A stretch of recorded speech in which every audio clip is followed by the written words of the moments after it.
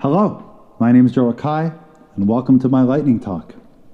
Thank you, CSC 2020, Connected COVID-19 Respond and Recover Virtual Conference and Expo, for having me today. I used to be in the music business and travel around and play shows and have a lot of fun. And about 6 years ago, I moved to China to be a teacher and a writer. My dream has always been to be a writer, and something I never really found the time to sit down and make happen. I have drawers full of manuscripts, different novels, fantasy, science fiction, nonfiction about my colorful life, but I just never found the fire under my ass to get it done. Well, this year there was a fire, all right. January 23rd, and Wuhan, a city the size of New York or London, was locked down. 11 million people, nobody leaves.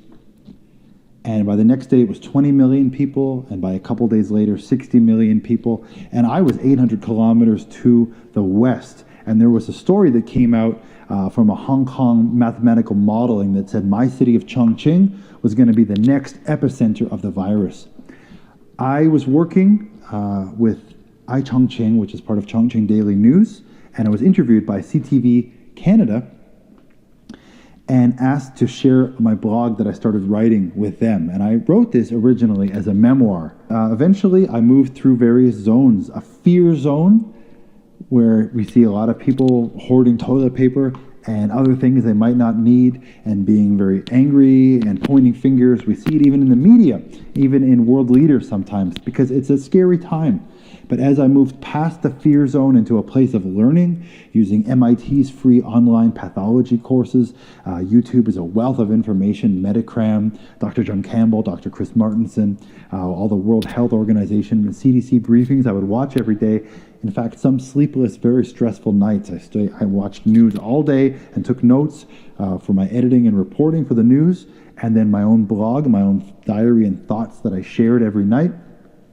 I would take 10 hours of notes a day, and from 8 p.m. till 2 in the morning, I'd sit down and write my copy. I'd publish it for CTV News Canada back home, iChongqing here in China, and go to bed and sometimes just listen to briefings all night until I got out of bed the next morning to start again. Eventually, I moved into a growth zone where I got to slow down a little bit, find some peace in the protocols that my city, Chongqing, was taking, that I was taking. We did really well in Chongqing because we stopped people from coming into the city. And if they were going to come in, they had to quarantine for 14 days. Everyone who got on a subway or on a bus or even eventually in public had to wear a mask to control their own respiratory droplets and stop spreading infection. And of course, if all of your breath is in your mask, you're not contaminating surfaces too. And with my knowledge of hand washing, wearing my mask, and all of this wonderful stuff, I began to feel a little bit of peace and was able to create a blog that had a lot of traction on CTV News in Canada. In China, we knew this was happening, but in the West, people would laugh at first and say, it's not as bad as SARS. And people would even bully me, tell me I was a hypochondriac and stop worrying, quit worrying grandma, quit worrying people. Luckily, my family were early adapters. They trusted me, and a lot of people in my social network became early adapters too, helping to create their own places of peace and calm as the ripples went out through the pond in their own cities and their own communities. And that was really meaningful. That agency that being able to help people gave me, just like being able to control my own sleep, my own diet, taking my vitamin D supplements, made me feel strong, like a soldier in this invisible war against this invisible virus, and not like a civilian to be cut down.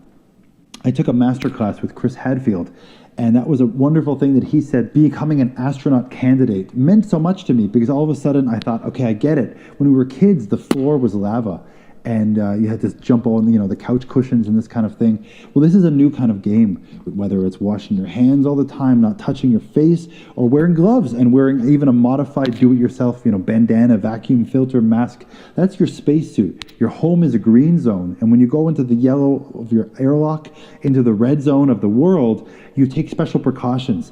This virus is incredibly clever, but with these precautions, if you go from a civilian population to a radicalized astronaut training population, well, that's how we cut the infection. That's how we eliminate the spread. So, of course, you can see these statistics. They're amazing. Social distancing really works, just like exponential spread really explodes. One carrier, because we know 30% of the people with COVID are going to not show symptoms.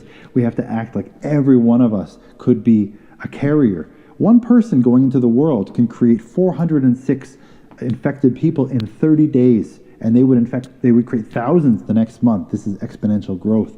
But you get them staying home half the time, and that 406 and 14 of them dead, according to WHO, case fatality of 3.4%, becomes 15 infected, and maybe 50% chance one of them died. And if you cut it again in half, 2 coin flips before you go out, just go out once a week to get your groceries.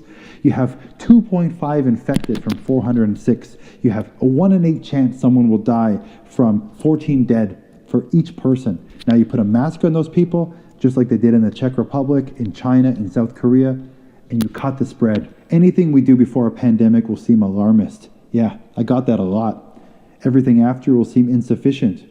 That's what world leaders are getting now. But we don't know, because the greatest shortcoming of the human race is our inability to understand exponential function. So trust the science, because by the time you're alarmed, it will be booming like you don't even know. So what can I tell you about today? You've heard a lot of science. There's a lot of great people at this conference. Okay, I want to talk to you about, let's not call it a quarantine.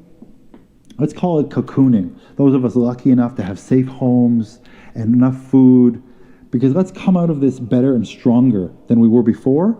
Let's figure out who we really are and work on our own mastery and be our best selves. So those are the 4 tips I want to share today. To have a good, fruitful cocooning, a good lockdown period, and to avoid the huge uptick in divorces we saw in China, and there's a warning to the world. We want to be mindful, we want to work on movement, we want to practice meaningful engagement, and we want to be masters of who we really are. For me to get out of the fear zone, the mindfulness came from my study of Stoicism, Stoic philosophy, Seneca, Epictetus, Marcus Aurelius, and the RZA from the Wu-Tang Clan, who released this guided explorations in January with Tazo T, and it was this like guided meditation, mindfulness, hip-hop mixtape. And it grounded me, and it helped me find my warrior spirit, my Zen zone again. And without it, I probably would have gone crazy. For me, movement was getting up onto a garage near my house where I could be alone, I could kick, I could punch, I could stretch. My wife was salsa dancing, and I got to do some weights and just feel my body with some sunlight. It was great. And of course, getting a nice big antivirus mask that I was able to go around some other places and feel comfortable really helped too. Meaningful engagement came from my blog, the social outreach, and eventually I created a collaborative blog where people all over the world, more than 10 countries, more than 15 cities right now, and we have a new blog from Africa, from Uganda, and now we're on 6 continents. All we need is a penguin that can blog in the Antarctic, or maybe a friend in Nunavut or Iqaluit, and we will have the whole world involved in this project. It's really remarkable. But for me, the meaningful engagement and the agency I got was spreading this message. I did 60 days. I called it The Invisible War, and I published it as a book. That was my work on mastery. Somebody offered to buy the book, and I thought, this is a great way to share my message, not only how to understand the virus, which I learned, but how to have a productive cocooning. So that was my book, and that was my own mastery, to get out there and just get my book out to the world. And then a collaborative journalism on the invisiblewar.co that I'm carrying forward with all of my friends. Here we see some examples from Canada, China, Italy, and China. Thank you, Jean-Claude Van Damme, for being part of this. You're a childhood hero of mine. And when I got my nucleic PCR test in the nose, I just couldn't resist adding you to my blog. It's an honor to share this conference with you. We have Chicago. We have the Philippines, Buenos Aires, Argentina. It's amazing, all of these people involved in the project.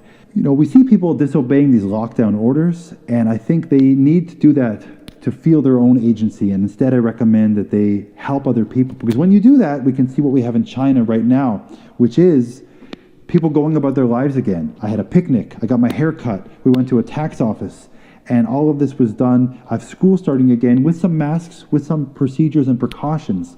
But we can do it again. Until we have a vaccine, we're going to have to be clever, crafty, and wise to get this done. All right? So that's my 10 minutes. That's my lightning talk. Thank you to all of the other keynote speakers, the organizers, and all of you tuning in. It means the world to me to have this time with you. Be safe, be strong, be well. You can find me on Twitter at therealjorakai.com. Thank you so much. One love.